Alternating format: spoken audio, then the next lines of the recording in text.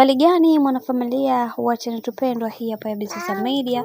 Kama ndo mara yako kwanza, basi usisahau kusubscribe, kulike, kushare pamoja na kucomment. Bwana Mama Dangote amkaribisha bibie Zuchu nyumbani kwake na akimwambia kwamba kuanzia leo utabaki hapa mpaka Ramadhani iweze kuisha.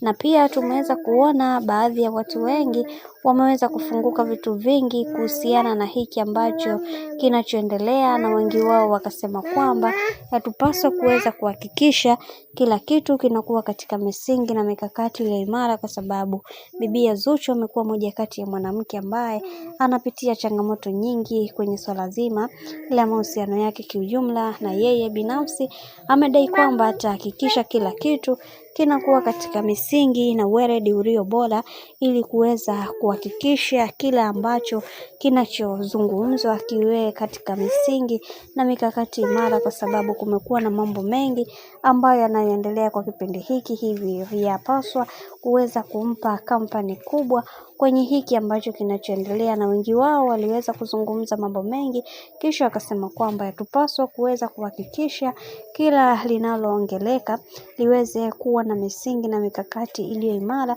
ili kuweza kuhakikisha kila kitu kinakuwa katika mikakati thabiti. Kwa hiki ambacho alichoweza kukifanya Mama Dangote ni kuweza kutengeneza upendo wa dhati kwa bibie Zuhura. Je, huo upendo ana ukweli au ni chantalila ambazo anazozileta kwa kipindi hiki? Na wengi huwa na hofu sana na Mama Dangote, kwani huenda akawa ana haya yote ambayo yanayoendelea, na wengi wao wamedai kwamba tutaendelea kumfuatilia Mama Dangote kwa upendo wake, kwa sababu kuna vitu vingi ambavyo amemfanyia bibi Zuchu. Binafsi tunashindwa kabisa kuweza kuelewa, na katika hili hatutoweza kumwacha salama, kwa sababu kuna mambo mengi ambayo amekuwa akiyafanya. Binafsi tunaumizwa sana na hiki ambacho anachokifanya.